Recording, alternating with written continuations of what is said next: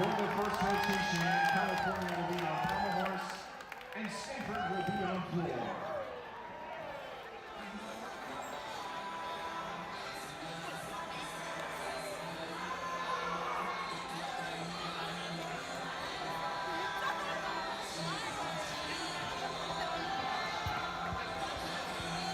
Welcome to the Stanford versus California at Stanford meet, otherwise known as the Big Flip. This is the third time that Stanford and Cal have met this year, and Stanford holds the records with 2-0 this season. I'm Kinsley, and I'm joined by Matt. And Matt was a former Stanford gymnast, and I would love to know if you could tell me what exactly is the Big Flip? Yeah, absolutely. Happy to. Hey, everybody. This is Matt, former Stanford gymnast, class of 22, 23. So it's called the Big Flip. It's one of our rivalry meets between Cal. I know we go against them, pretty often during the season, but, similar to other sports between Cal and Stanford, the football game, they've got the big game, the swimming's got the big splash, and this is the gymnastics version of the rivalry called the Big Flip. And as we were looking at the lineups for this meet, we saw some changes, some things that were a little bit different than what we were expecting. So can you tell me what should we be expecting with the Stanford lineup? Yeah, definitely. So looking at a couple of the different lineups, definitely going to be putting on some of the more inexperienced guys, some of the freshmen, sophomores. We've got Winter Cup rolling around in a couple weeks, so probably giving some of the familiar faces a rest. But yeah, nonetheless, should be really exciting. Should see some really high-level gymnastics, some great execution and difficulty from both the Stanford side as well as the Cal side. And the Stanford side, it's run by the coaches. At the helm is Tom Galimi, been coach at Stanford for quite a long time, and has garnered plenty of success, including 5 straight national titles, and looking for that 6th one this year, which has never been done in NCAA gymnastics history on the men's side. And then in terms of assistant coaches, we got Ruben Lopez Martinez, Mitchell Sukup, and Carlos Ojeda. A couple first-year coaches in Carlos and Mitchell, and looking to make an impact right off the bat. Go ahead. I think for Stanford, right, they're looking to tie Nebraska's record for that 5 in a row is what they're looking for. Yep, definitely. So they had 5 in a row from 2019 up until the present, minus the COVID year when NCAA Championships was canceled. So they're really looking to join that elite company, but it's definitely going to be a challenge given some of the new formatting with the 4 up 4 count as well as the 8 skill routines. A couple of the bigger changes to the code this year, which I'm sure Kensley and myself will talk about throughout the meet as we go event to event. And looking here at Cal, one of the standout athletes in the NCAA, I think that the highlight probably of the meet between the two teams is certainly Aiden Lee. He's a Canadian national champion on pommel horse, and he's going to be ending out this rotation, and something really, really special to watch here. Absolutely. And I know Cal, they definitely lost a lot of their upperclassmen and seniors this past year due to graduation, but they're fresh off of a 7th place finish at the NCAA Championships last year, and so they're looking to build on that success with this younger core made up mostly of freshmen and sophomores. So excited to see what they have to offer today as they're starting today's competition on pommel horse with Stanford starting on floor.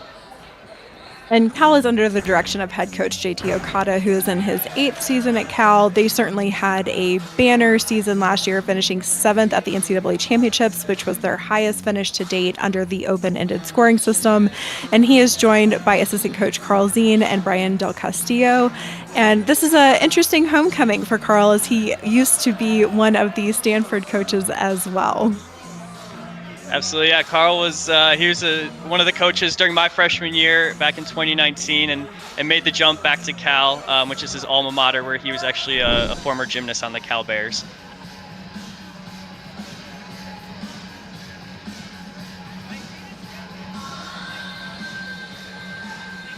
And so, looks like on the screen we've got the lineup for today on floor for Stanford, and so highlighted by a couple new faces.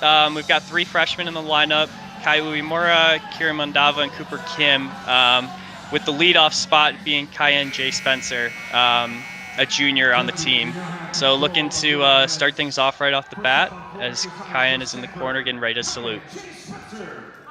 Yeah, a 2-time NCAA champion with the team, looking to make his 3rd NCAA championship this year.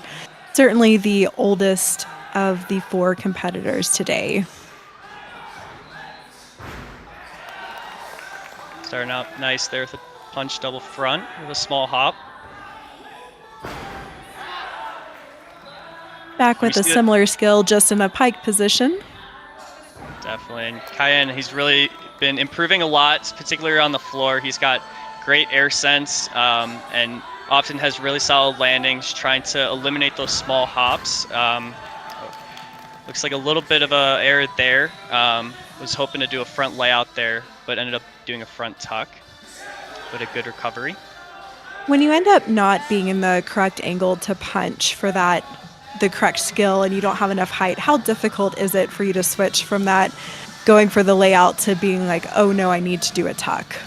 Yeah, so I think a lot of that is experience. Obviously doing this for so long, you sort of know in the air if you're going to, land well for that punching skill or not. It looks like just a small hop on the dismount for Cayenne, but a solid routine. And so, yeah, you really sort of know in the air, but we really are trained as gymnasts to know if it is going to be a bad punch and you're trying to do that layout position, to really just end up doing a tuck and avoid the fall as best as you can, because you don't want that 1-point deduction. Getting started here with Brendan here. Pommel horse opening with a nice scissor, was able to get the legs up to his shoulders.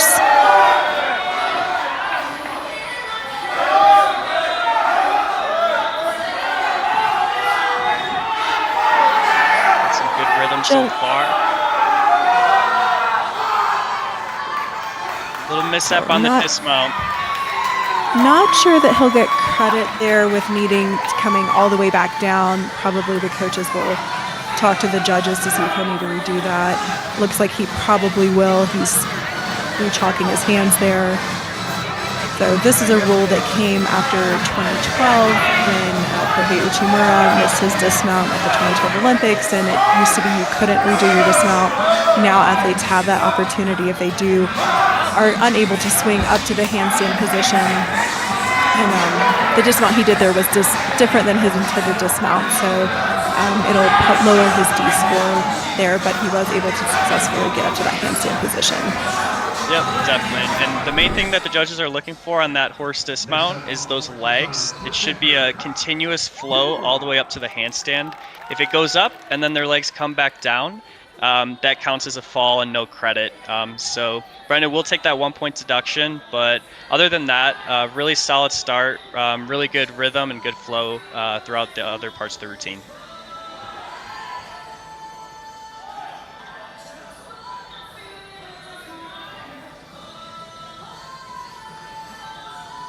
Up next on Stanford on floor, we have Kai Uemura. Yep, and Kai is one of the freshmen this year, so looking to make an impact here early in the season. Kai was actually, over this past summer, he represented Team USA at the Olympic trials. So he's one of the top juniors and elevated to that senior division, and he's looking to make an impact on the farm. That's a very good start with a punch front full, double front, almost stuck.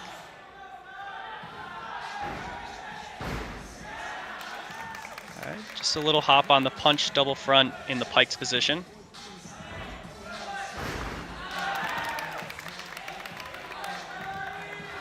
Good job sticking that small side pass there. Definitely, and on floor, it's so crucial that you really get those sticks throughout the routine, because unlike every other event, you have multiple landings, on rings, high bar, it's really only that dismount. And so if you're hopping everywhere, you're taking those 1/10, 3/10, 5/10 steps, it really starts to add up quickly. So it's very crucial that these guys are really sticking their passes throughout the routine. Now we have the long-awaited scale that has caused much controversy for men's gymnastics this Olympic cycle. Oh, the scale. Gotta love it. A little low on that dismount for Kai, but made it through. No falls, which is exactly what you want. But should have a little bit of deduction in the landings. His chest was low, and then a couple steps throughout the routine. But that's a solid start as well for the Cardinal. Next up on horse, for California, Harry Kim. We've got Harry Kim here starting on pommel horse. He is majoring in neurobiology with the goal of becoming an anesthesiologist and physician. So No easy path taken here. Definitely not. A school like Cal too, it's definitely a tough academic path.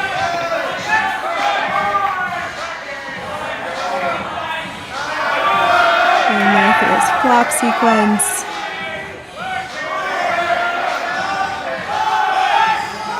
So he's going down the end of the pommel horse. This is called a Magyar, and he's going to go backwards, Cauda Salvato. Very common element and skills to put together. Makes it well through the dismount. Yeah. There you go. That was a really solid routine. A little bit of piking a couple of the circles, so if you notice his hips were a little bit low, which will have a little bit of deduction, but honestly on pommel horse, staying on is the name of the game and getting up on that dismount, which is exactly what he did. And a really good recovery from that first set, hoping to build on that momentum for the Bears. I'm curious about tumbling on this all red floor. You know, a lot of the floors that we see in club are blue, and then at the elite level oftentimes you get to a white. So tell me, is there any difference, or do you have trouble spotting on a red floor? Yeah, definitely. So the red floor is actually newer in Burnham. It looks like Stanford got that within the last couple of years. I was also not a floor guy, but it definitely does take some getting used to, because you know, when you are in the air, you're twisting, you're flipping. You have to use a lot of the visual cues, looking down at the floor, understanding the lighting, and it definitely does take some adjusting. So that's typically in the training days, you know, that Saturday, Friday before a meet. That's what a lot of the floor guys will, you know, visualize and sort of work out ahead of time. That way, when they do, you know, raise their hand to salute, that they're not taken by surprise in any means. But we'll definitely take some getting used to, and I'm sure the Stanford guys, as well as the Cal, you know, they're so often at Burnham, have gotten used to it so far, but definitely something to think about if you're a floor guy. Up next is Kieran Mandava. He's one of those exceptional juniors that made it onto the senior development team.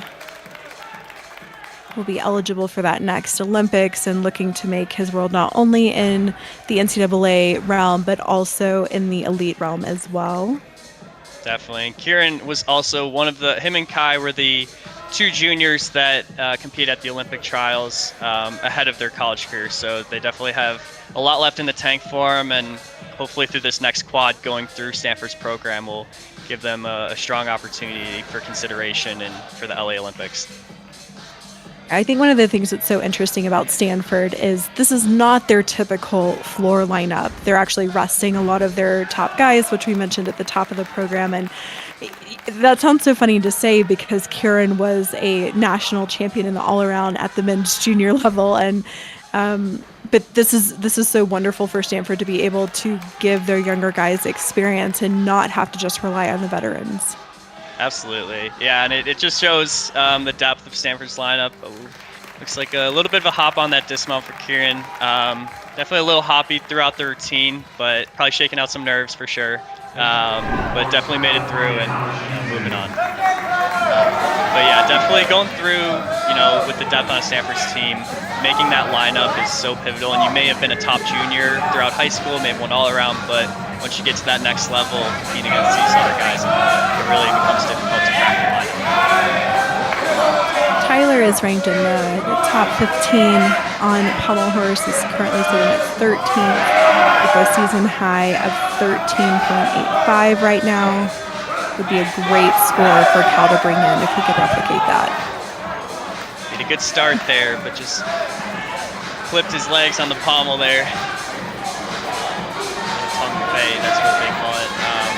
One of the more difficult traveling skills. You know, it's definitely helps to have longer arms, and Tyler's body isn't necessarily a pommel horse physique, but he's definitely up until that skill is making it through with strong extension, which is what you want. So hopefully he can recover and eventually teach stronger.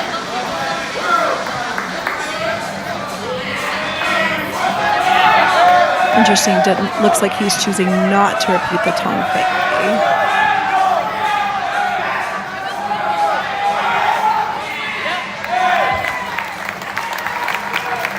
So good finish there. A little wobbly on the dismount, but we made it through.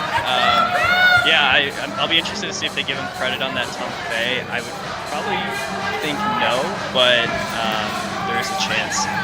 So, another fall there for the Bears. So hopefully, relying on the veteran Aiden Lee coming up next to get him back on track.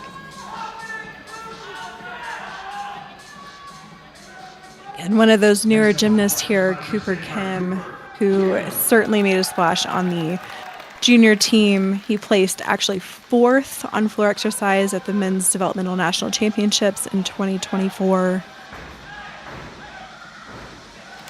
Lots of guys opening with this double tuck as their opening pass.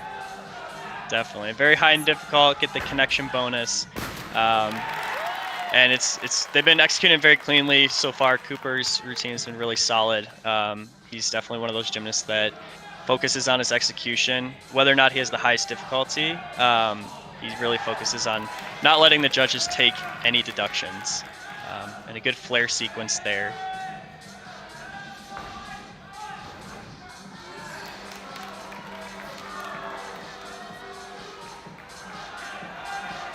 So a change in the code of points this Olympic cycle is that all gymnasts need to dismount with a double flipping skill. So we always used to see that triple twist as the dismount. And so here you're going to see a double flipping skill, double pike, which has been upgraded to a D. Last code it was a C. So you'll see that dismount become very common among athletes this cycle.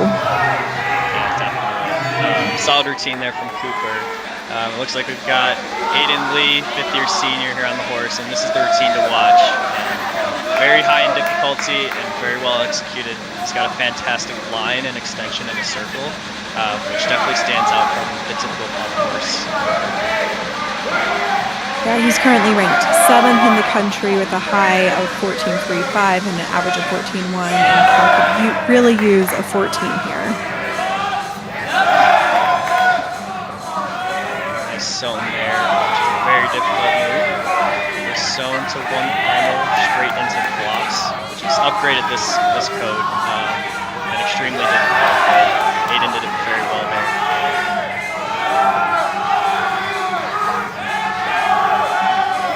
Again, that Magyar Salvato that we see so often. And a great finish there. Wow. Amazing. Yep, that's going to be tough to beat. That'll be tough to beat for sure. Aiden with another hit, really bringing Cal back into it after those 2 falls earlier. And yeah, that's Aiden's specialty right there. If you notice, his body type, he's sort of more lengthy, longer legs, longer arms, which is exactly what you want on the pommel horse. And so, really great finish there. I'm excited to see what score he gets. But after the first rotation, couple scores still coming in. Highlighted on floor by Kai with a 13.25.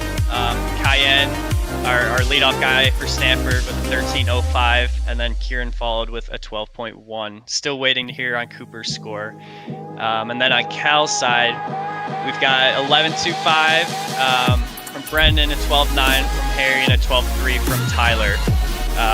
So all still hanging in there. I think, obviously eliminating those falls for Cal, really helped them. That's 2 points right there, 2-point swing.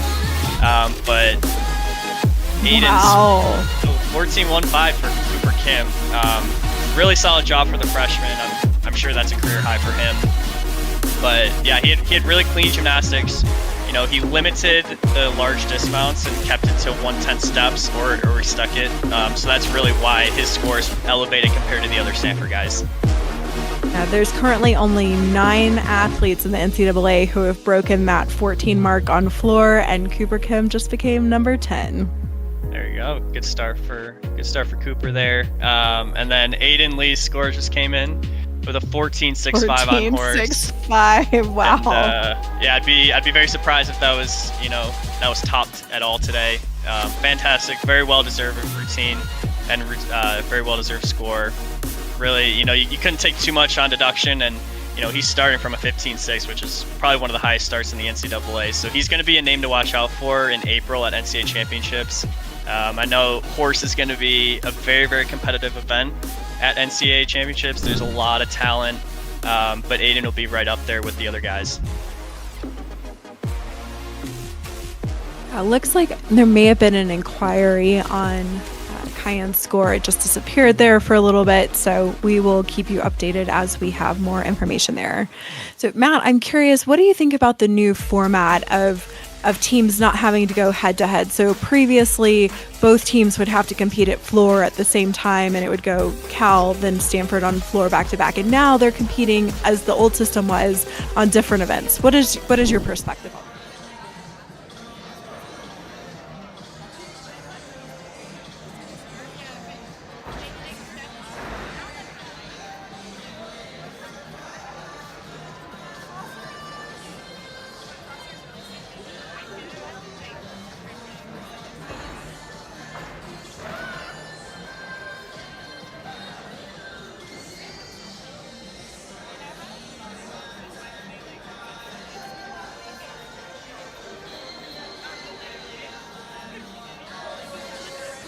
A gymnast's height or their preference, and so going back and forth, if you've got multiple teams on the same event, that can get a little messy. And so I think they, changing back to this old system of going multiple events at the same time is really solid, not only for the teams, but for the ease of viewers and their ability to follow along with the sport. Hey, who wants a free pizza? It looks like Cayenne's score was raised up to a 13.35, so it looks like that inquiry was accepted. Okay, there you go.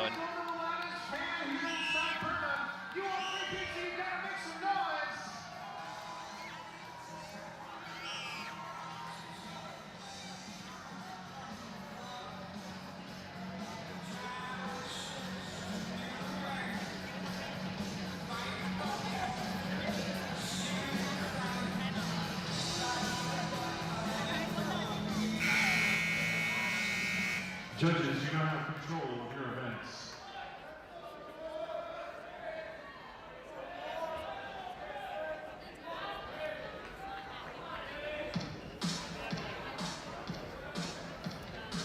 First up on floor exercise for California, Trick Dudley.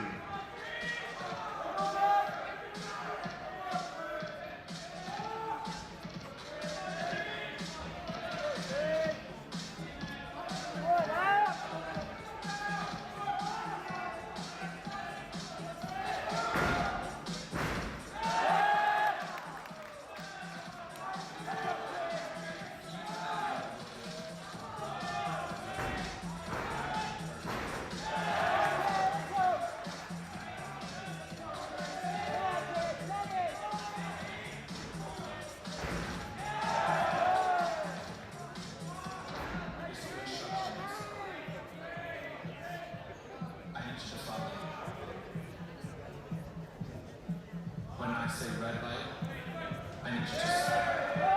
When I say green light, I need you to red light.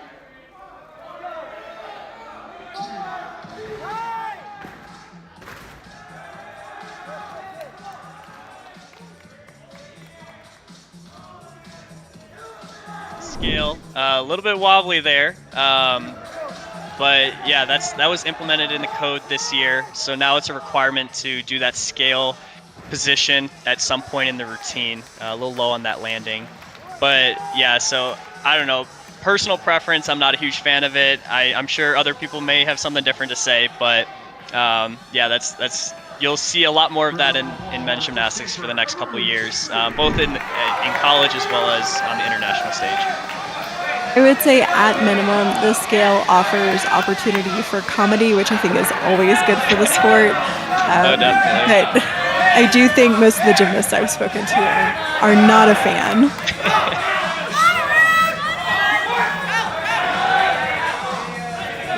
Arun Chetri here, a junior for Stanford. So he's also a two-time NCAA team national champion. He's an NCAA All-American in still rings. Has a pretty nice line here. Yeah, definitely. Arun, he came into Stanford really looking to make an impact on pommel horse. That was one of the events he was recruited for, and ended up growing into being a really strong ringman. So we'll see him later in this competition on that event, but has really improved drastically on the horse. Again, typically very clean form. He had a couple of form breaks throughout that routine, so he'll get dinged for that. But overall, solid set, and he continues to make more and more of a contribution to the team as he goes through his college career.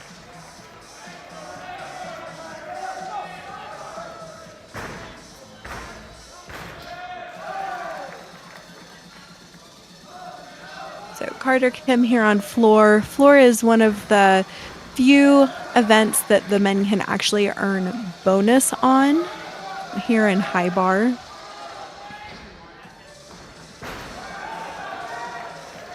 Yep, and you'll see a lot of these gymnasts do connecting passes. So that means they'll do one skill, whether it be a 2.5 twist, and then they punch directly into another skill, whether it be a double front, a front layout.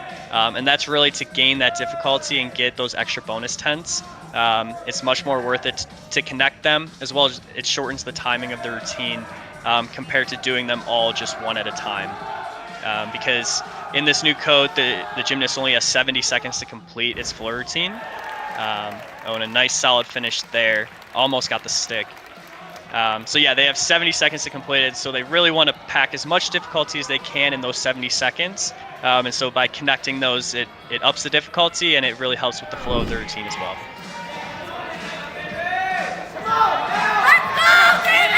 David Chamaz, a sophomore here for Stanford, again, one of those highly experienced juniors coming in. We didn't see him in the lineups very often last year, but he's had a couple opportunities this year to gain some experience, seeing him at the Stanford Open last week and again here at the Big Flip. Yeah, definitely. And David is one of the most highly touted junior gymnasts. So he's had most of his freshman year being able to sort of sit in the background and understand how the program works and where he can contribute. And so it's nice to see him making an impact here his sophomore year. And that's a good start there with the McCulick, named after American gymnast Sam McCulick. Goes right into the circles. Solid start, just a little bit of pipe. His hips are dropping, so the judges will take deduction there. I know as I was talking to Tom Galini at the Rocky Mountain Open a few weeks ago, he was talking about what a difficult transition it is for the freshmen to come into Stanford. Of course, that transition coming into college is difficult for any athlete, but Stanford in particular being known for its academics. And he said that he particularly often sits the freshmen early on in that semester to allow them to have time to adjust to that season. Did you experience that at all? Oh, definitely. Yeah, that's, the academic vigor as well as, the requirements to be on a team such as Stanford is really a lot to juggle when, you're 18 years old and you're trying to figure out what this whole college experience is. And so not to mention, you may have been one of the top recruits, one of the top junior guys, but once you get on that Stanford team, there really is a lot of competition within the team. And so a lot of guys, they'll sit the majority of their freshman year. That's what I did. And it's pretty typical. Every once in a while, you'll get a stud, maybe like Brody or Ian Gunther, who will jump right in and make an impact right away. But it really is pretty common for a lot of these freshmen to sit out their first year and understand exactly what it means to be a Stanford gymnast and what it takes to crack those lineups. And so, not surprised to hear that, but glad to see a lot of freshmen competing today and getting their opportunity. We're looking at Matteo Bardana of Cal, another one of these international athletes from Canada. Yeah, Cal's got a couple guys from Canada. I know Aiden Lee also from Canada. They used to have a guy on the team, Darren Wong. He was fantastic gymnast from Canada. So looks to be like one of the hubs that Cal's recruiting from. I actually think that there's been a change to the lineup. This is actually Kaylin Curry. Looks like a last-minute change. Okay. Nonetheless, really solid routine. He ends with that double layout. Very difficult to end the routine like that, especially when you're out of juice, and doing that double flipping dismount really takes a lot more energy than, say, a 2.5 or a triple full. So good to see that he still had a lot left in the tank in that end of the routine and finishes really well.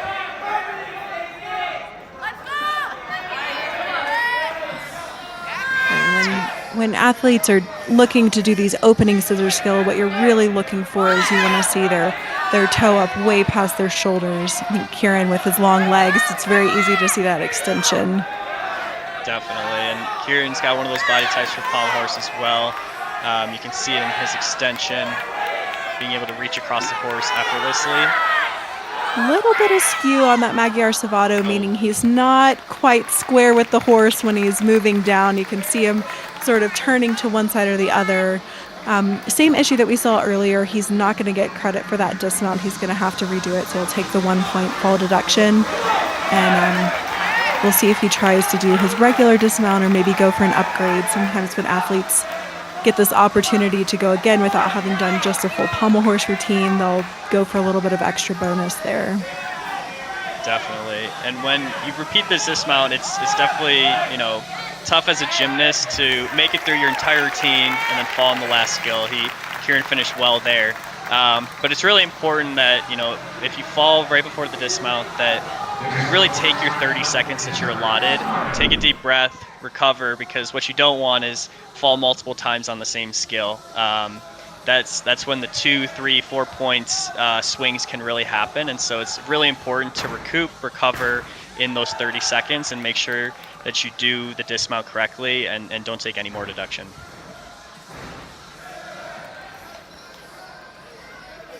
Another new rule that came across this Olympic cycle is how many times you can use the same diagonal. So you saw him use the diagonal once and then coming back, and that is the max number that he can use that diagonal.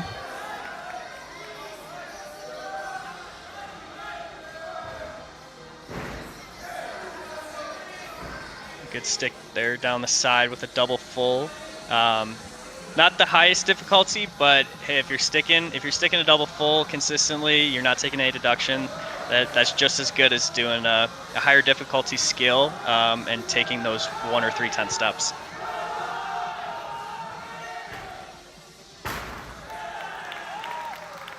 And you'll see that double pike dismount again. Small hop there, but overall really solid routine. That should score pretty well. But yeah, the more passes you can stick on floor, the higher your score is going to be. So really trying to get as many there. But it looks like Kieran finished with a 12.55 on horse there, even with the fall. So definitely encouraging, but you really want to, especially as you get to Winter Cup. I know a lot of these guys are preparing for Winter Cup, and even after that for NCAA championships, you're going to really want to limit those falls.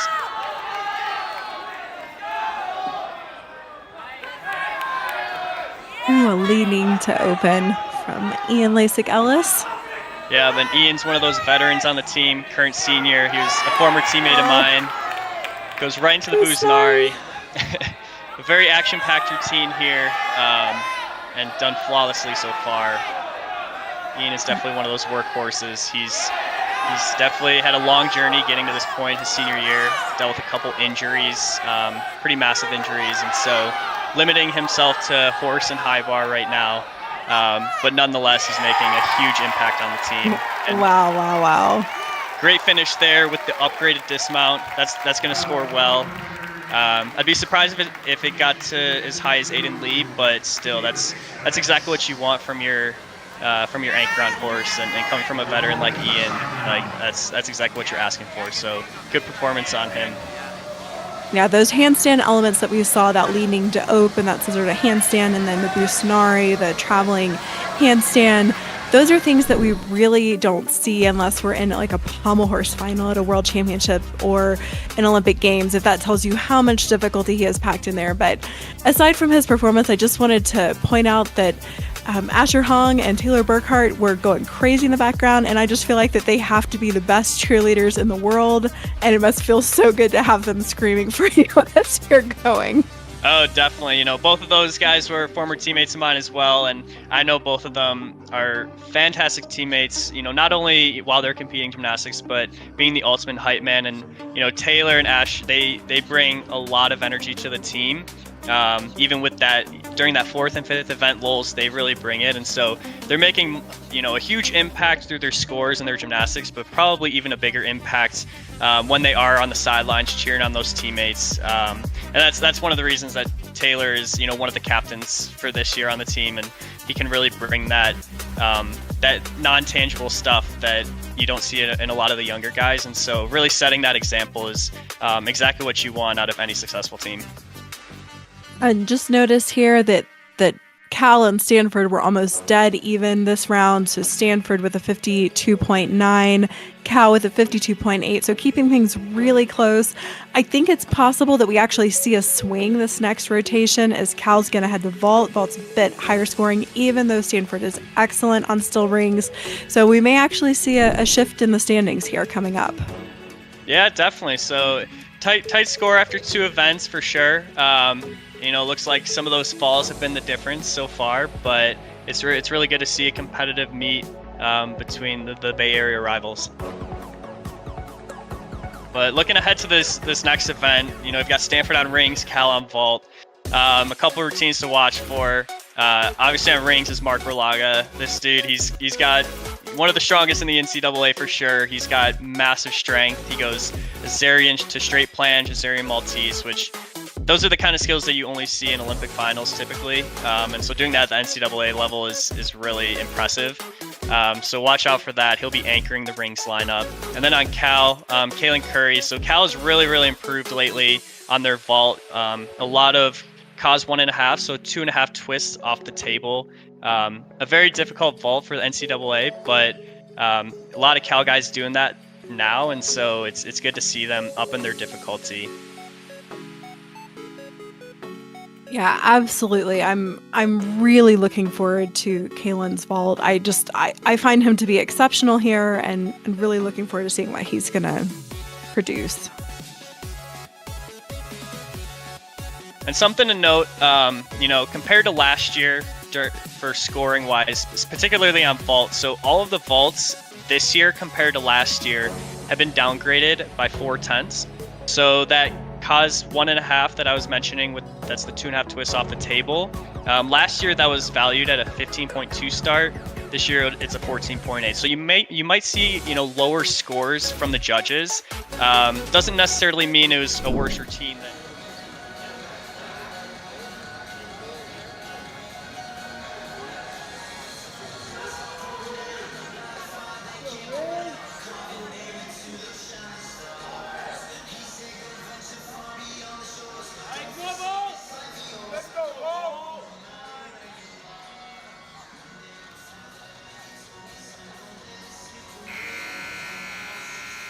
Judges, you now have control over your events.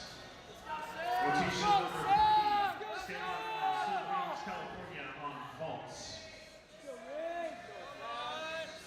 First up on Still Rings for Stanford, Marcus Gutierrez.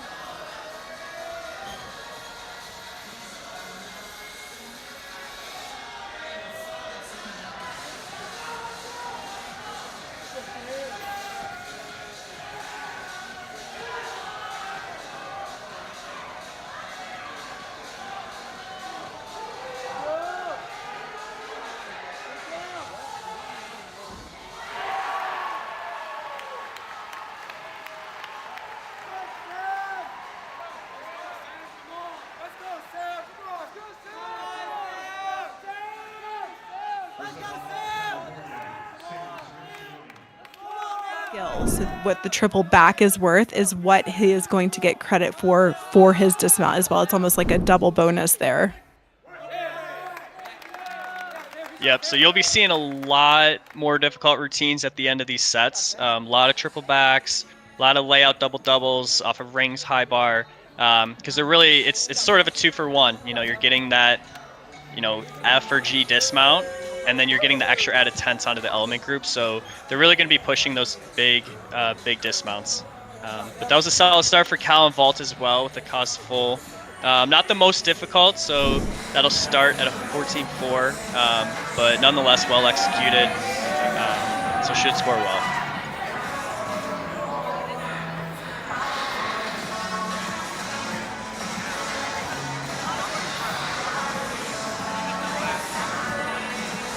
Vault is so quick. So what are some of those deductions that we're looking for maybe someone who's a newer viewer or listener to gymnastics?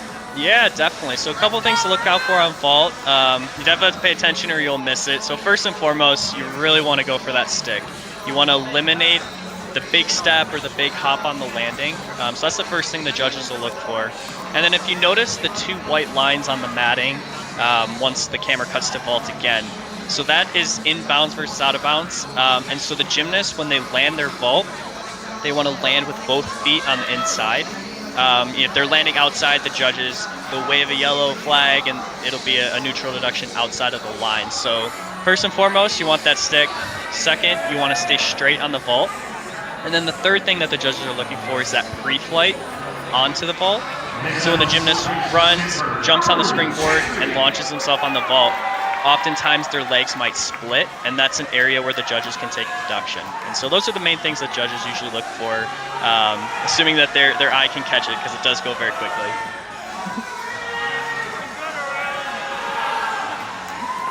Came in a little bit high on that Maltese and ended up having to lower down. Not sure he'll get the full 2 seconds for that. So each of these strength positions, the athletes need to hold them for the full 2 seconds. Yep, so Varun Chetri here, he's also picking up some swing here. So it's called still rings for a reason. You want to make sure that there is no swing on the rings. So he's going back and forth. So the judges can take 1/10 of a point on each of those swings. So he's going to want to figure out how to kill this swing, or else those deductions are going to keep piling on.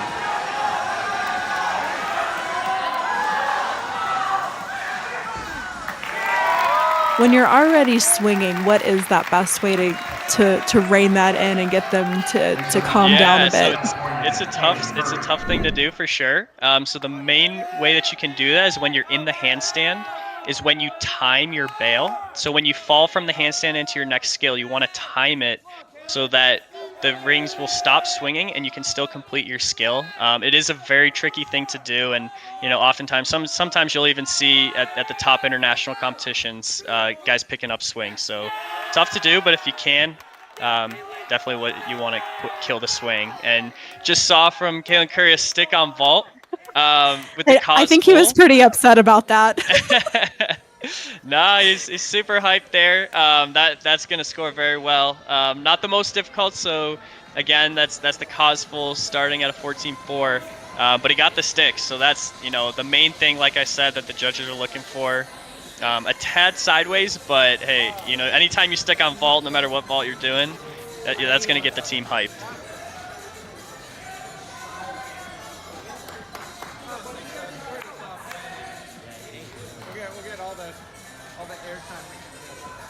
And from my experience with Kalen, I know he can typically do that cause 1.5. So it's still pretty early in the season. So I wouldn't be surprised if he upgraded that vault, come MPSF championships or NCAA championships. So be on the lookout for that, because if he executes that cause 1.5 as well, it's going to be up there as one of the contenders at this year's championships.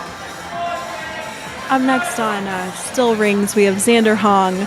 His brother, Asher Hong, was on the 2024 Olympic team that won bronze with the U.S.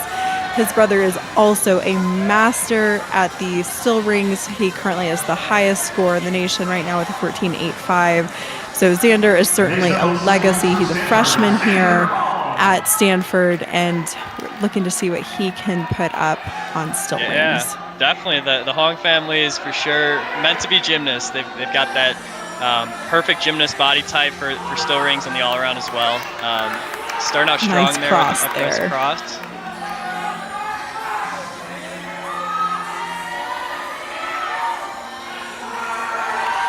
Lowering the cross again. So that was actually upgraded in the code of points. So that should be a C value compared to a B value.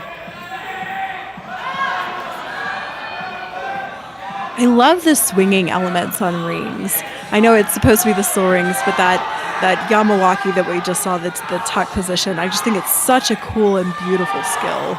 Oh, definitely. It really breaks up. Oh, and he's got the Wow. stick. Good job for Xander there. That's gonna score well for sure.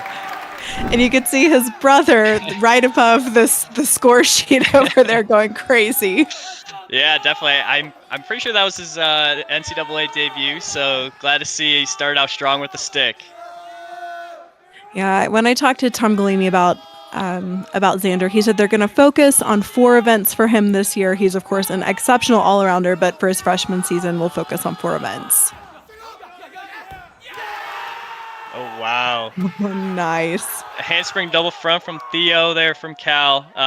One of the more experienced gymnasts on the team, just a small hop, but a very difficult vault, and that's going to score really well. Yeah, again, another one of these international athletes, Theodor Gadarud from Norway. He's competed at World Championships. Just a really beautiful athlete, has good lines and obviously good air awareness, as we saw that wonderful landing there from him. Yeah, he definitely plays, a super important role on the team, being one of those few upperclassmen who has, been through this experience before, competing at the international level as well as the NCAA level. So I'm sure he's a really good mentor in and out of the gym, and hopefully someone that a lot of these freshmen and sophomores can look up to. And this routine that you're about to see right here is world class. Mark Berlaga is exceptional on still rings. Yep, definitely. 2-time All-American. He went to Stanford boys gym as well, so he's a local product. He's very familiar with the Stanford program, and it has become a staple in the rings lineup since his freshman year. He immediately started making an impact, and this is the only event that he competes. And so if it's your only event, you better make sure it's good, and that's exactly what he does.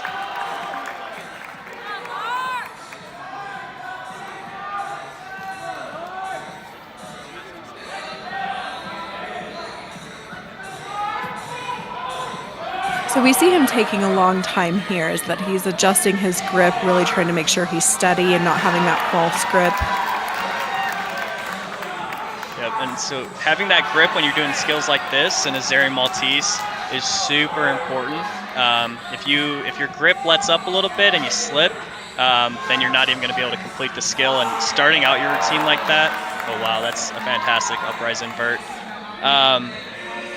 Starting out strong and making sure those first couple strength skills are extremely vital going into an action-packed routine like this. Just a little bit archy on that handstand. You can see the ring starting to swing. But wow, really gained control again on that Maltese. Yeah, doing a Maltese that late in the routine too, you don't see that too often. Guys typically get tired as the routine progresses, but doing an upright straight flange is that late. And he gets the stick too. Really solid routine there. If you get a stick in the NCAA and now also in the Elite Code, you do get that 10th of bonus added in, and it's added into your difficulty score. So this can sometimes be confusing, especially on vault. If you see 2 people do the exact same vault, and one starts from like a 4-4 and the other one starts from a 4-5, that just means that the gymnast who starts from the 4-5 stuck that vault. There you go, and you see that's the cause 1.5 I was talking about. Really well executed. Might have gone a little to the side there, but it looks like he stayed in bounds. And that's exactly what you want as being the anchor for Cal on vault. That was a really solid vault lineup and a vault rotation. So looks like they should creep a little bit closer to Stanford's score after 3 once these last couple of routines get evaluated.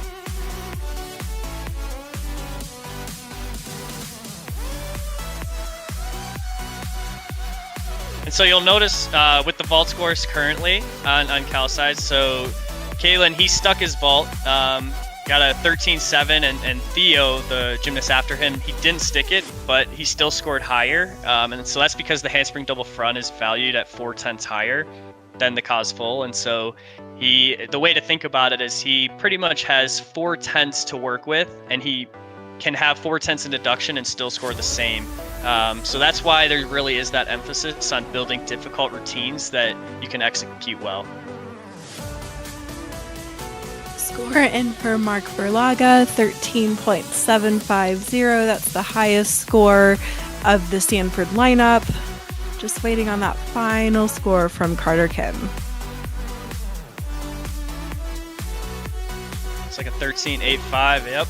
So And Cal's just vault. just as predicted, Cal took the lead with that strong vault rotation. I do think that it will probably swing back towards Stanford as they switch and Cal goes to rings and Stanford goes to vault, but it's nice to see it being really competitive here. Yeah, definitely. Vault is typically one of the higher scoring events, and so oftentimes when you have a competition with all 6 events going at once, you may be a little confused, like, oh, why is this team jumping ahead so much? It's most likely because they're on vault.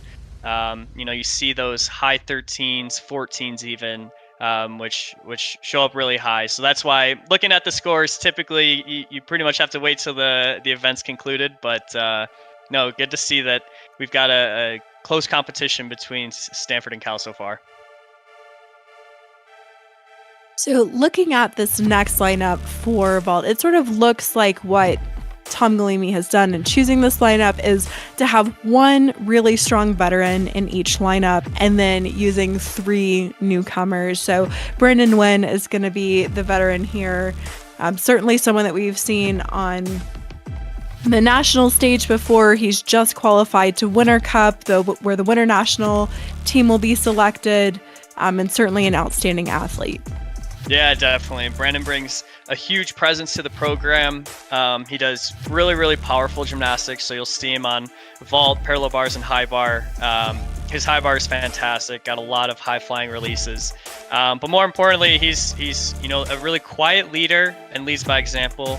He's another one of those Stanford captains, and he knows the program in and out. And one of the hardest workers I know for sure at practice every day. And so having that presence with some of these younger guys in today's competition hopefully will lower the stress, lower the nerves and the jitters for these freshmen. And Difficulty value, execution score together.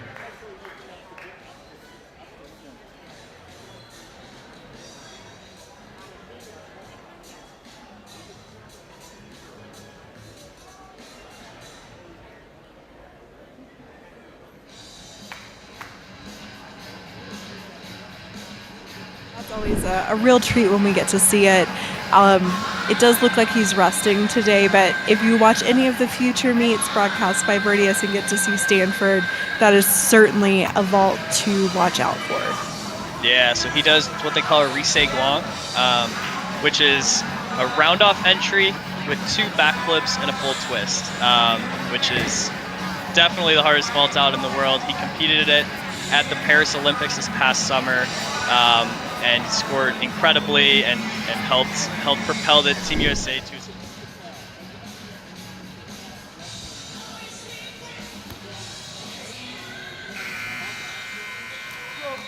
Just as you don't have control over your events. Go, man! Go, Beanie! Come on, BN!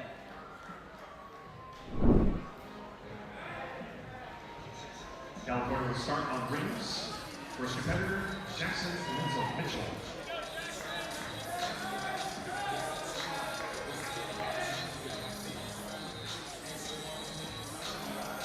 I can hear from the commentator in the arena that Jackson is getting started on rings, but right now we are currently looking at an empty vault.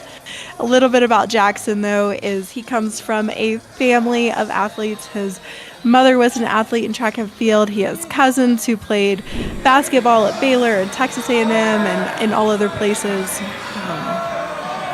Yeah, Really Jackson nice himself, Maltese yeah. there. Yeah, this is probably his best event. Rings very strong and solid positions there. His Maltese a tad high there, but some of the better positions that we'll see in today's competition. He also brings that energy for the Bears. Hopefully he gets stuck dismount here, but if he does, then the crowd will for sure go wild.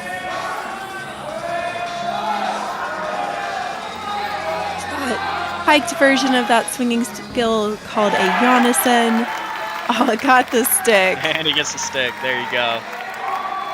You can see over at the judges' table right above that rotation 4 of 6 icon that the green flag goes up, indicating that the judge is going to give them credit and acknowledge that stick. Come on now! Definitely. That's exactly the start Cal needed on rings. So we've got Brandon Wynn here on vault. All right. Does the handspring double front, much like Theo on Cal.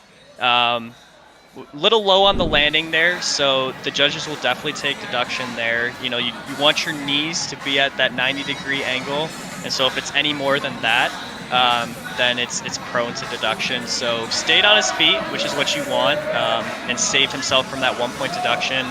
I know he had a big stick last weekend, so he's definitely capable of getting that stick.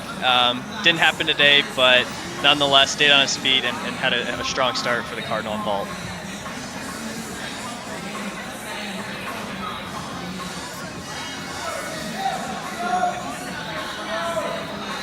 As Theodore's getting ready to go up on still rings, you know, I want to talk a little bit about what a good score on still rings is, because with this change to the code of points, it's a little bit hard to constantly keep up with what is a good score, right? In football, you know, a touchdown is always worth 6 points with the option to do an extra point one way or the other.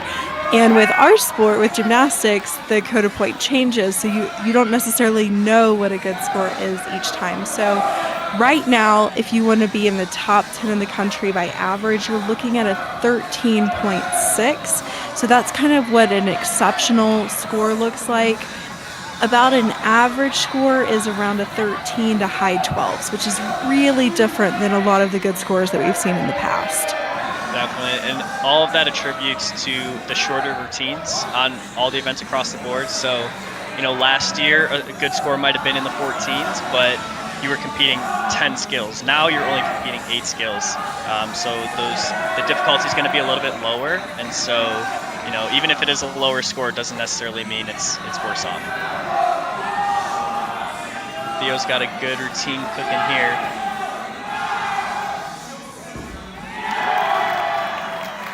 Just a small couple steps on that dismount, but well executed. Those steps are so frustrating when you think you've got the stick and you just are a little bit off balance and end up taking 3 steps backwards. Definitely. Yeah, it's the worst, you know, especially because it's 1/10, 1/10, 1/10. It can really add up quickly, and so nothing worse doing a great routine and not coming away with that stick.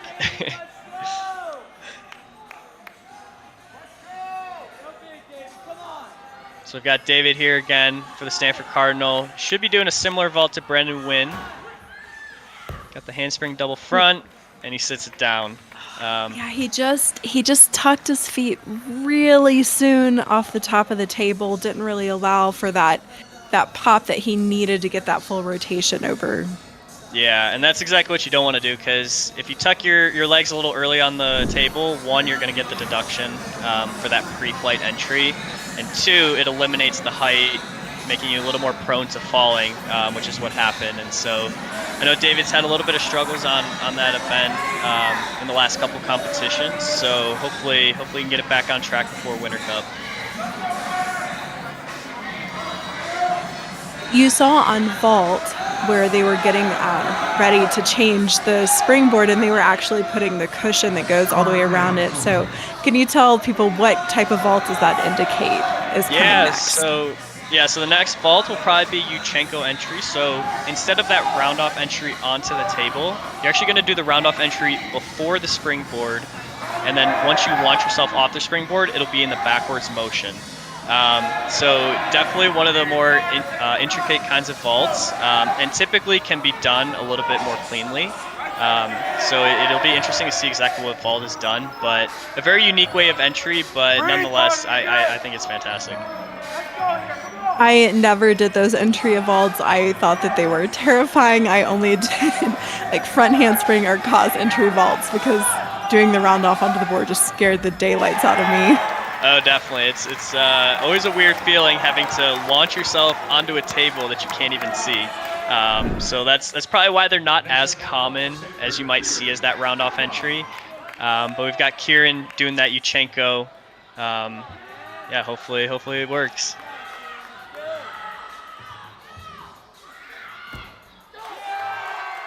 And it does. A nice stick there.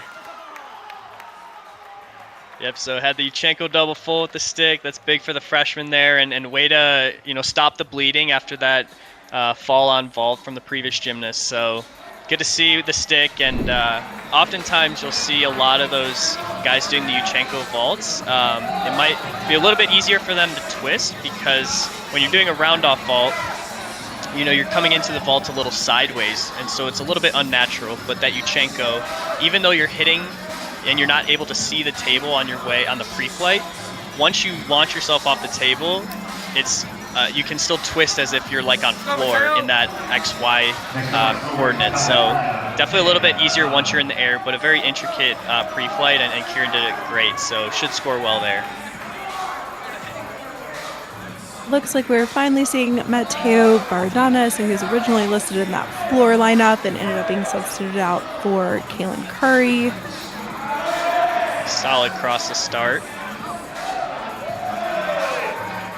Both of his parents were former collegiate athletes, and his dad was actually on the Canadian national team.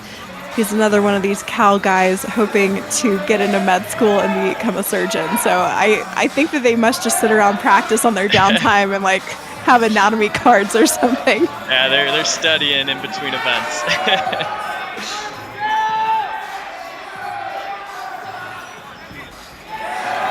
A great routine there.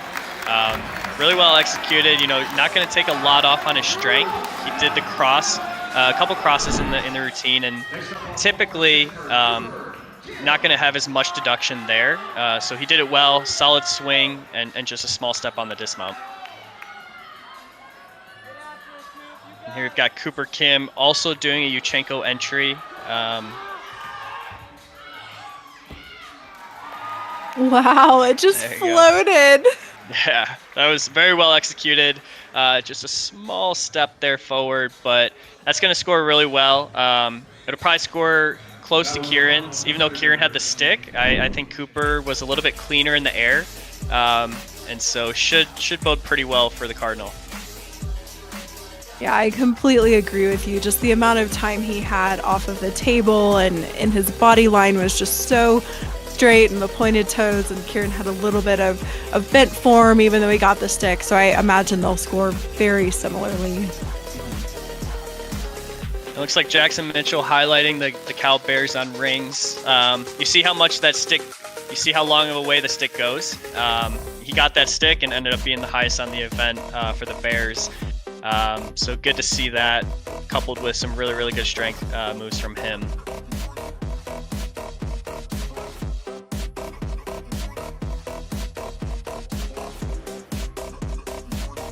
Interesting. They scored Cooper just a little bit lower, so the judges disagreed with Matt and myself. Yeah, definitely. So, I mean, obviously, you do have those differences between certain types of judges, and it looks like they were definitely valuing the stick a lot more than what was going on in the air. But yeah, that's just part of the sport. Much like a referee in football or basketball, like, they are humans, and so you are going to see those discrepancies, and that's part of the fun of sports in general. So we just came from the fastest event, vault, and we are headed to an event that takes the absolute longest to complete. And Matt, can you tell us a little bit of the reason why parallel bars take so long to get through? Yeah, definitely. So I think it's a couple factors. First and foremost, the time in between gymnasts competing is going to take a while because you have to adjust the bars, you have to do all your chalk, and we call those guys the pit crew. So they're chalking, they're putting honey on their hands. It's a whole long process. So that's first and foremost. And then the routines are typically longer because you have a wide variety of skills. You have these long hang skills and these peach skills, which is sort of like a free hip up to the handstand position, as well as those upper bar swings and upper arm swings. And so, something that the routine constructions might be a little bit different compared to the previous code. They are limiting the amount of front upright skills you can do to just 2 skills. Instead of 5 skills from the last code. So that'll be a big difference, and it encourages a lot more variety of skills. And so longer routines and a little bit longer in between those routines, but nonetheless, it's one of the fan favorites. You'll see a lot of high flying skills and a lot of difficulty. And then also on the high bar, One of the most exciting events for the average gymnastics viewer. Lots of variety, much like parallel bars. You've got the high release moves, so the Tkachevs, the Kovacs, the Colemans, and then also you've got the long hang skills. So one of my favorites to watch as a spectator is those one-arm skills. So the Zuli Min and the one-arm giants really add a little bit of uniqueness to a gymnast routine. And you'll see a lot of in-bar skills as well. So that endo entry into talk or talk half, a talk full, or you may get the straddled Stalder, straddled endo. So once again, wide variety, and you'll see a lot of difficulty on both parallel bars and high bar. And so the name of the game, like always, is eliminate those falls, try your best at execution, and secure that stick. And so hopefully we're looking for a lot of sticks here on these last two events.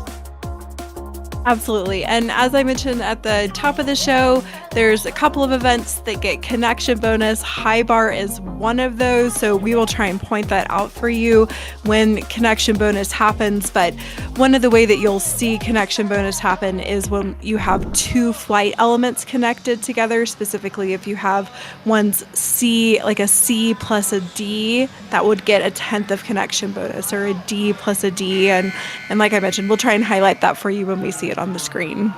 Yeah, so an example of that might be a Tkachev into a Ginger.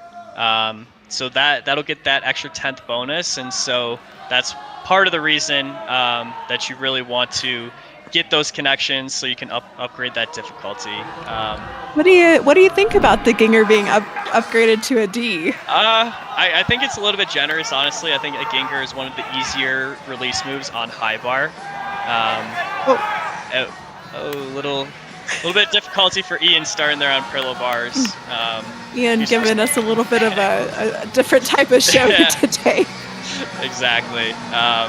So yeah, that's always tough, falling on that first skill of the routine, because you already have that 1 point deduction and you still have 8 more skills to get through, and so it's definitely tough on a gymnast's mental preparation for the event. But someone like Ian, a veteran on the team, it shouldn't be a problem for him, and so hopefully he shakes it off and continues. But as I was saying about the Ginger, I think it is a little bit on the easier side, and so I think you'll be seeing a lot of connected Gingers after Tkachevs and Jaegers, whatever it may be. But yeah, it should be interesting.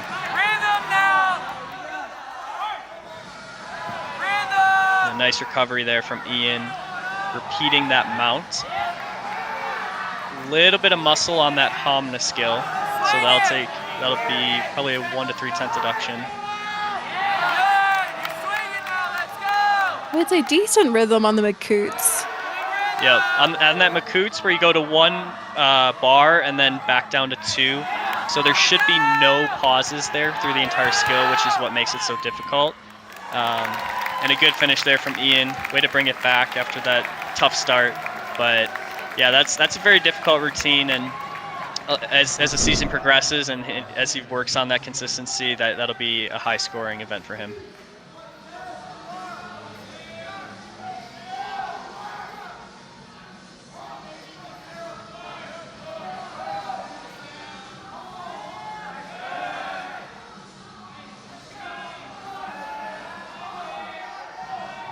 Looks like we might wind up for some releases here. There's that Tkachev. Didn't connect it.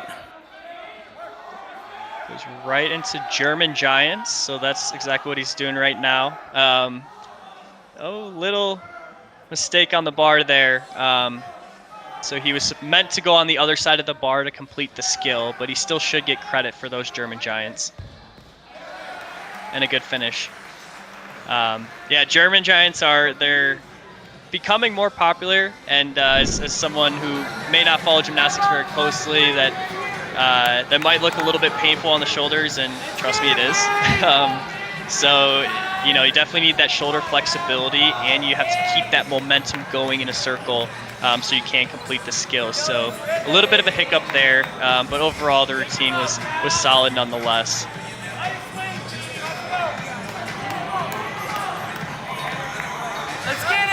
We've got Brandon up next on parallel bars, and this is one of those events that he qualified to compete at Winter Cup, so he is one of the event petitions that was accepted, so he's not going to be able to compete all of the events, but this is going to be one of his specialties. Yep, his peach work, so he does it at the beginning of the routine here. So it starts with the hobna, but his peach work is some of the best in the NCAA. You'll see right here, he goes peach half right into a peach handstand.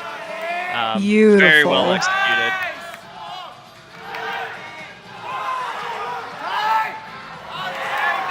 Look at the height on that front toss. Yes, that was fantastic. He's got a good routine going right now, and finishes with the stick. Wow, There you go. what a routine. Yep, that's a great routine coming from the captain there. And that's exactly what you want out of a captain and someone that's a staple in the lineup. Really, really well done there for Brandon. And, that's why he's going to be contending for that top spot at NCAA Championships on parallel bars.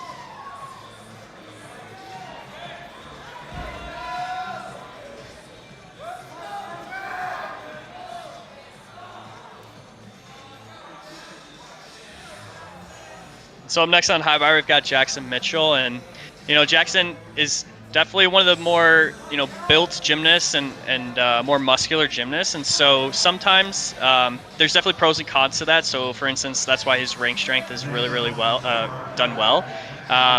It can hurt his flexibility a little bit, but also on high bar, it's going to help him be able to bend the bar a little bit more. So when he does do those releases, he'll get a little bit more air time and ability to catch the bar. So looking to see what kinds of releases he's got in store. Oh, I wonder if he's going to start with a pagan or a Yamawaki. Oh, a Talk half there. A little bit late. Oh. Yep, so he's going for that straight to Kachev there. A big release move, but just a bit far and couldn't hang on through the bottom.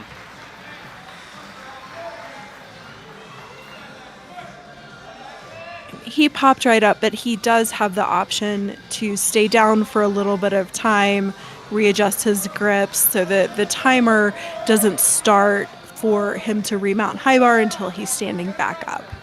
Yep, and that can come in handy from a strategy perspective because sometimes you really get your bell rung falling off of a release. That high bar is pretty high up there, and so you want to take that time to be able to recover and finish the rest of the routine and sort of get your bearings again, because it can be a lot of force coming down through the bottom and just a bit far on that release move as well.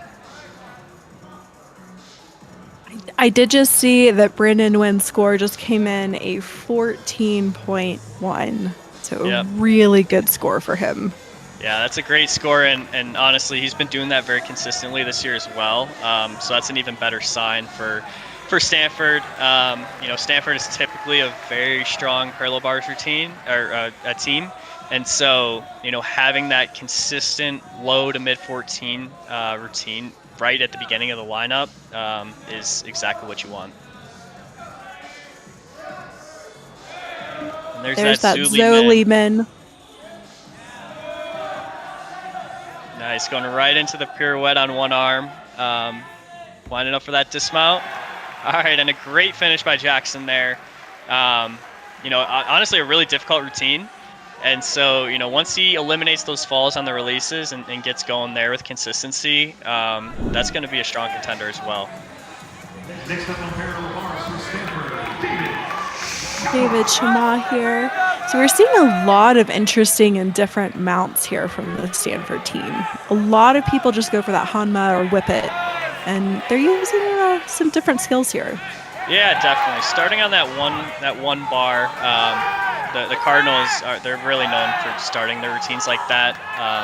Upgrades on that difficulty, definitely one of the trickier skills to get a hang of, and looks like David's off on that Makut's.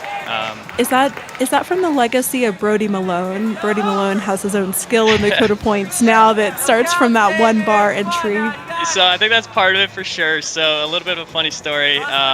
So Brody, that is called the Malone, going up on the one bar and doing a Healy in. And I remember when he was training it. So Brody was in my class, and along with Kern Phillips, and those guys would go head to head on parallel bars all the time. And There might be some rumors out there that Curran might have done it first, but who knows? But Brody was able to compete in the Olympics, and he gets credit for the skill. That was actually a new story to me. So there's some of the Stanford lore. Yep. No, those guys were gamers on parallel bars, and I think that's what really propelled both of them, and the entire Stanford P-bar lineup. They were, really solid at the back end of those lineups week in and week out. Speaking of Stanford parallel bar standouts, we just saw Colt Walker there, standing there adjusting the bars, and we hate to see him not in the lineup because, man, is he exceptional on that event. But we're looking forward to seeing him back in the next couple of weeks. Yeah, he's another one of those workhorses, and probably his best event is parallel bars. And so come end of season, don't be surprised if he makes his way into that lineup. Theodore open here with that beautiful Yamawaki. Tons of height and amplitude. What we love to see on high bar. And a solid routine there. Wow, Theo's having a great day today. Let's get it around. And you'll notice a little bit on Theo's routine. So he's got really, really good execution. And you'll see that a lot from international gymnasts. I think the U.S. in general is well on its way to getting that execution, but a lot of those European countries, China, Japan as well, they really have that solid international line. And sometimes, at least in the past, the U.S. have gotten dinged for not having quite as good of lines. And so you'll notice that about Theo's line, and you can tell, being from a European country, he really worked on that growing up. Final routine for Stanford today. It's Varun Chetri. Oh, a bell. Got a huge bell. That's a very unique skill there. Tons of amplitude. That's one of the things that we don't see as often on parallel bars is people will do these skills like these front 1 1/4s or these bobsars, and they'll barely scrape over the top of the bars. And what Stanford has really done is we see a lot of amplitude, meaning they're really clearing the bar. They're not getting deductions there. A little bit of a hop backwards on that dismount, but really solid set from Arun. Good finish for the Cardinal, recovering from that fall. That's exactly how you want to end a meet.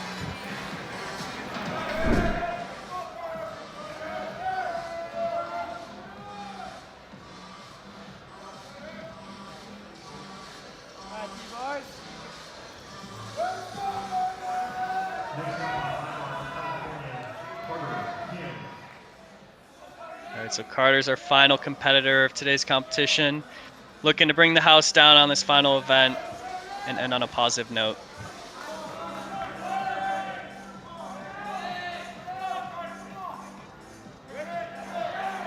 Huge Kovacs there.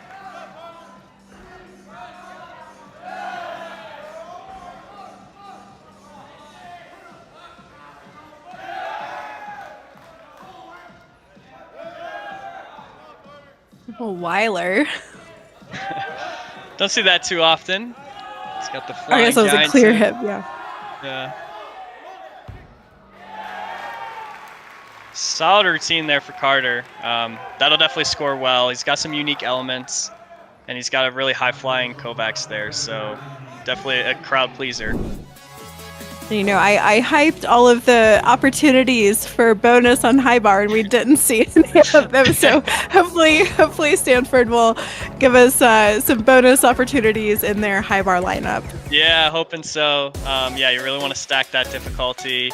And so also with connections, especially on high bar, you really have to make sure that you do that first release very well and you're in a position to do the second one. So often a gymnast will do the first release expecting to do a second one, and maybe they're a little bit off or their grip is a little bit lower than they want, and they end up taking that extra couple giants and lose out on the connection bonus, because what you don't want is you don't want to go for that connection and then end up taking a fall and taking that 1 point deduction. So hoping to see a couple Stanford guys work their way up, and Cal guys too work their way up and try and get those connection bonuses, because that'll most likely be the difference between NCAA champion on high bar and second, third, fourth place.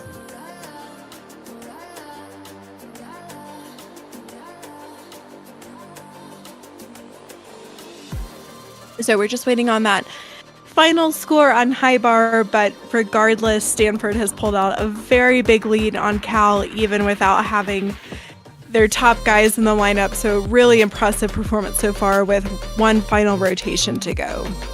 Yeah, absolutely. And, I think that's, a couple factors for the difference in scores here. I think one that shows a lot of depth on the Stanford team. Maybe this isn't quite the same lineup that you'll see in April, but nonetheless, it shows that their 6th, 7th, 8th, 9th, 10th guy on these events are still able to put up really solid scores, and that's really encouraging for the entire team and builds a lot of trust between teammates and coaches. And then Cal's putting up a really solid performance. I think eliminating a couple falls here and there, is going to boost them right up, and I think they're going to be right up there with all of the top competitors in April as well.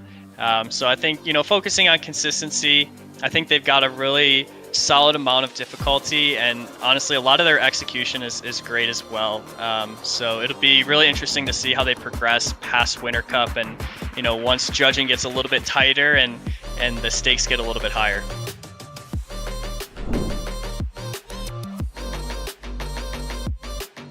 Can you speak to the process of what it's like for Stanford choosing the lineups each week? Because they really do have such depth to choose from. So what were the requirements, or how did they choose who was going to compete which week? Yeah, definitely. So it's a grind to make the Stanford lineup. And so the guys that are in the lineup, no matter what meet it is, it's a really, really big honor. And so, typically the process, at least for Stanford, and I'd imagine it's very similar at a lot of other schools.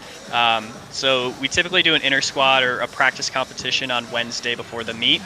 And so we'll have the coaches judge, or sometimes we'll bring in like actual judges, and we'll run a simulated competition with all of the guys looking to crack into that lineup.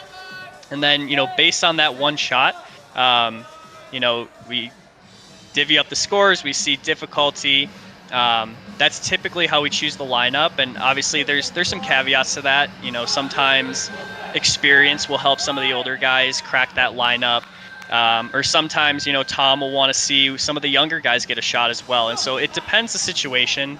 But there really is high stakes, and at least when I was there, a lot of the guys, we'd say it's pretty much harder to make a Stanford lineup than the national team sometimes, because you have 10, 12 guys on national team and only 4 spots for a lineup, and so a lot of difficulty there. And myself, as I went through the process and went through competing for Stanford, I often found that I was a lot more nervous for those inter squads on Wednesday than I was for the competition. Once I made it to Saturday, if I made the lineup, it was all bread and butter from there. It was, I earned it. I got the chance to represent Stanford. And so there really is a lot of pressure that goes into, competing on a successful team like this. And, often you'll see just the competitors on the weekends, and you don't know exactly how they got to that position. And so it really is a tough process. And I'd imagine at every other school, it's very similar.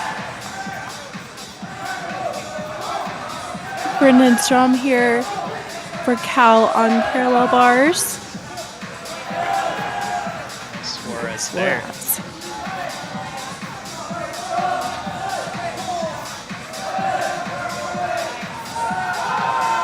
What I do think that this new code of points has done has really diversified the parallel bar routines. Like, you've heard us gasp a little bit at some of these different skills, and we really are not seeing these same cookie cutter routines over and over again. Yeah, definitely. And that was a really solid start for Cal there. With that only being able to do 2 front upright skills, that forces a lot of gymnasts to sort of dig in their arsenal and figure out, okay, what other kinds of skills can I build that difficulty with that aren't a front upright skill? And so you'll see a lot more uniqueness on parallel bars, and I think that's great for spectators and great for the sport in general.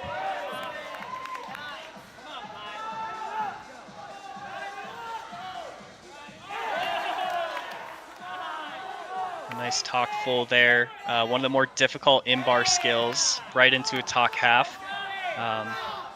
Pretty common amongst the top high bar workers, but a huge Coleman there. A little bit of leg split at the bottom. But this is one of the more difficult routines you'll see for Stanford. right. A little bit of pike down on the dismount, a step there. So the judges have a little bit of a room to work with on that routine in terms of taking deductions. But, with that higher start value that Kai has there, that should score pretty well. And speaking of the judges at these meets, so their job isn't only just to adjudicate the routines that they're seeing right in front of them, but they're also providing feedback to the coaches. And one of the things that the coaches are looking for is what sort of skills are being judged more harshly, or what routine composition is going to score more highly. And for the U.S. program, over the past 2 years, they have actually sent some of our top judge Sho Nakamori, and then they have sent some of the data analysts from the USOPC around the world to gather data about which routines are scoring better, what skills are scoring better. And so what the US coaches have learned from this is to get this feedback from the judges. And that's why they're having so many different people show up in these lineups, is they're trying to figure out what skills are going to score well and how can we maximize our team potential. Absolutely. Good. Cal coming back here on parallel bars, really strong routine, small hop there. Yeah, that's 2 in a row for Cal, so looking to build on that momentum. But like you said, yeah, the whole judging aspect, so the way it works for men's gym, NCAA is really that stepping stone towards the international stage and the Olympic level, and so obviously you want to mimic college judging to be similar to what you're seeing in Russia, Japan, China, those top countries. And so it's really important that our judges in the U.S. are just as much on the same page as the gymnasts to figure out what skills work, what skills don't, and what should we be working towards, come LA 2028. Oh, that talk full was really quite late. Yeah. I don't know if that'll get I credit. think, yeah, realistically, I don't know if it should get credit, but NCAA judges sometimes are a little bit Yeah. more lenient than those on the international stage. Definitely, but Ian's got some strong release combos here.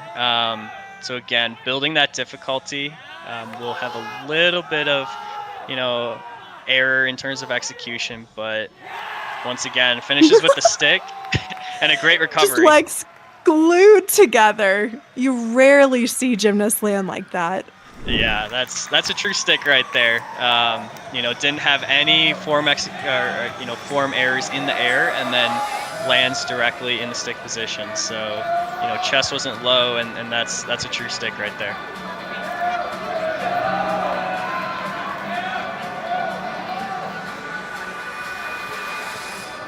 Next up, parallel bars from California, Mateo Martana.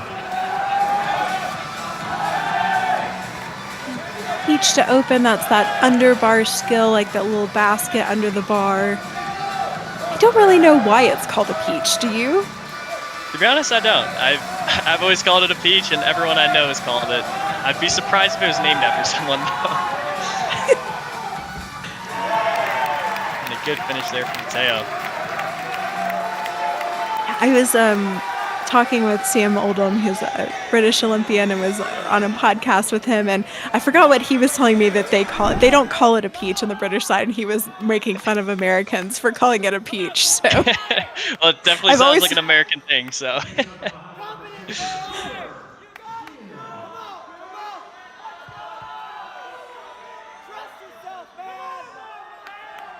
Here we've got Cooper again, competing multiple events today as a freshman, so good to see him getting that experience.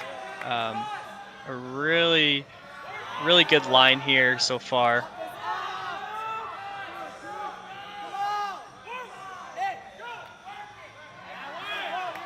Little late on that talk full, so probably get a 1 or 3/10 deduction there. Same thing with the talk half. You want to land that right in the handstand position on top of the bar.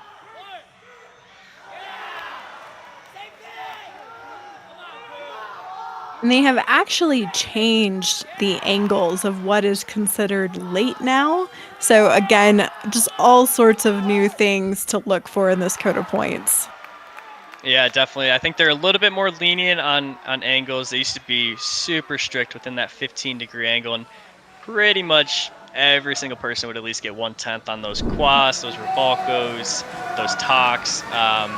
So probably not going to get as much deduction, especially on the NCAA level, but still could use a little bit better execution in terms of getting on top of that bar. Our final 2 routines here.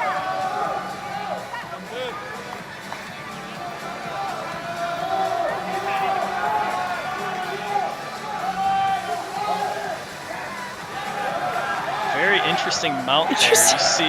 You see Theo started his routine with his hands on the outsides of the bar, actually, and you really don't see that too often. But it definitely works for him, and made it work. So he's doing well so far.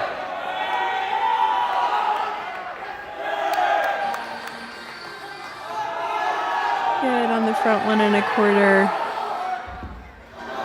Oh, tough finish there, but a great routine up until that point, and Theo was having a great day other than that error on the dismount there. But I'm very confident that he's going to bring it back, later this season, because that's a really strong routine to end on, once he gets a handle on that dismount. But final competitor for Stanford on high bar and for the competition is Brandon Wynn, captain here. He's, this is the routine to end on. He's got one of the more difficult ones in the NCAA. You'll see a lot of high flying releases, and he really works that bar on the in bar. Because of his size, he's able to do that and really get a lot of power out of it. Perfect. Oh, beautiful. Right to the handstand again. Fantastic talks there. Winding up for the release. Oh, Casino. Just a bit far up the Casino.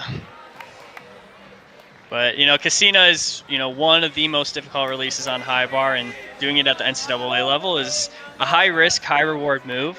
Because, being more difficult, you start that routine a lot higher, but, that's a very difficult release move to catch consistently. And so, good to see him having it in the routine now at this point in the season and really test it out in a competition atmosphere. But, if he does have consistency issues come later in the season, I wouldn't be surprised if Coach Galimi takes it out of the routine so that he can focus on hitting a well-executed routine. And just in case you need your update here, he only needs to score a 5.3 to make sure that Stanford beats Cal. I think that's probably going to happen. Most likely, but never know. And good finish for Brandon. Got to come away with that stick though. But hoping to finish on a strong note by catching that Casino. No worries there. Nonetheless, not a perfect competition by either team, but definitely saw a lot of progress from week to week with both squads. And I'm excited to see Cal and Stanford continue to battle it out. Come March and April.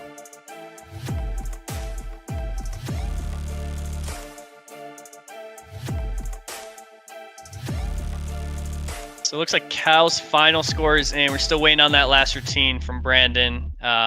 Looks like Cal finished with a 309.15. So definitely not bad. They're right around their average score for the year, looking to build. And, honestly, I think once they clean up their consistency, work on their falls a little bit, I think they're going to be closer to that, 318-ish range, 320, which is pretty much where the top teams are right now at this point in the season for NCAA. And so Cal definitely has that potential. And, I think going in, they have a competition next week and having that 2-week break with Winter Cup, hopefully rest some of their top guys and focus on hitting their numbers. And I think they're going to be right there. Yeah, an excellent day for the young athletes on Stanford's team as well, and just once again demonstrating their depth. Definitely. Let's hear we've got our top scorers with Cooper Kim taking the top spot on floor with a 14.150. Yeah, definitely. We've got Tucker from Cal garnering silver there. Honestly, a good mix between Cal and Stanford. Is pretty even on floor exercise. But, that 14.15 from Cooper is really going to definitely boost his confidence as a freshman, and, hopefully will make him into consideration for those lineups at the end of the year. As predicted, Aiden Lee took the pommel horse title with a stunning routine and a huge 14.65. He is absolutely one to watch for that NCAA title. I think oftentimes we hear, oh, is it going to be Ignacio Yockers or is it going to be Patty Hoops? But Aiden Lee is a name that you need to know. Definitely. He's going to be contending for that top spot. So far this season, his consistency has worked really well, which is half the battle on pommel horse. But yeah, I think Aiden's horse, at least in my opinion, was probably the routine of the day. Really well executed, and the score shows for it. He won by 0.8, so that's far and away the best on horse for the day. Yeah, followed up by Ian Lasik-Ellis with silver of Stanford. Yep, and I we've think got again, as no predicted, surprise. We've got the still rings, champion Mark Verlaga, showing off those massive strength moves, and I think he wants to be pushing for that in the 14s range, which I think he'll definitely get there. But if you notice to the right of his score, it shows his difficulty. So 5.2. That's significantly more than any of the next guys, and so that's what really propels him. Those big strength skills is really what helped him get gold today, and could potentially get gold at NCAA championships.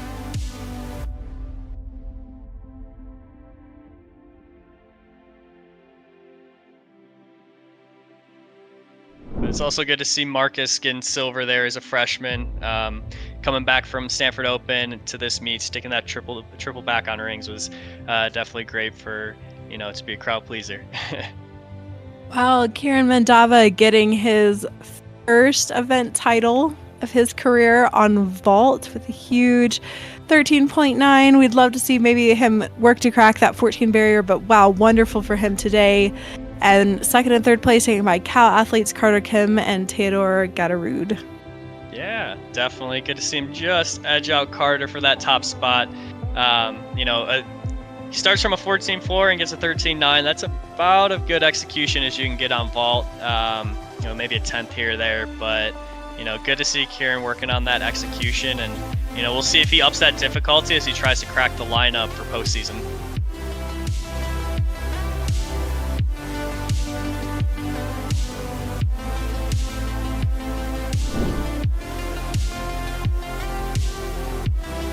Yep, we'll see the parallel bars results with Brandon Wynn taking the top spot with a 14.1.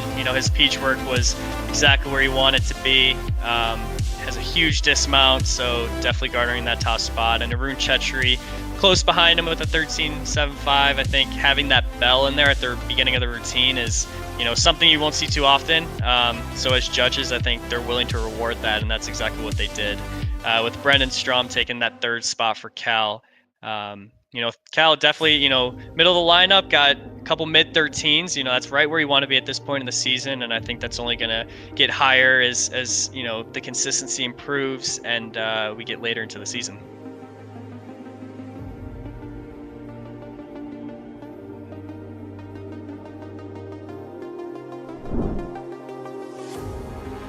And the final event for today, Ian Lasik-Ellis taking the top spot. In fact, all three of the medal spots are going to go to Stanford gymnasts. So silver goes to Kai Uemura, and finally third for Cooper Kim. Yeah, definitely. The score's a little bit lower on high bar than probably what either team wants to see. I think that's probably a room for improvement on both sides. A couple missed angles here and there, but each team had really good recovery, and I would expect both of those team scores on high bar to really improve in the coming weeks. But yeah, it looks like we didn't have any all-around competitors do all six, but Theo on Cal, did 4 events and took away the top spot of those competing, and honestly very well deserved. He had a really solid meet other than one little dismount, but very well executed, and you can definitely tell he's building his difficulty this year. So I wouldn't be surprised if he cracks those all-around finals at NCAA championships and really vies for an All-American spot. Absolutely. So to summarize for you, Stanford took the win over Cal for the third times in 3 meetings of 2025. Stanford athletes won 5 of the 6 event titles, with Aiden Lee of Cal winning pommel horse. Yeah, definitely. And a great performance from both of these squads in the annual Big Flip. And so, Cal and Stanford, they're friendly foes for sure. They see each other quite often, but the camaraderie is there between each team, and I think both sides want the other team to continuously improve, and so I think that's exactly what they did today.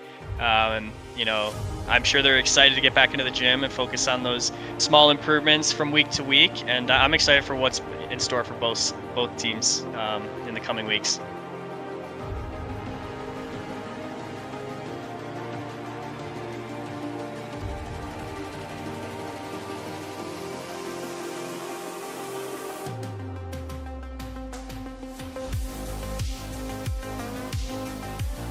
I just want to give a quick thanks to Kensley and the Virtius team also for putting together this great competition and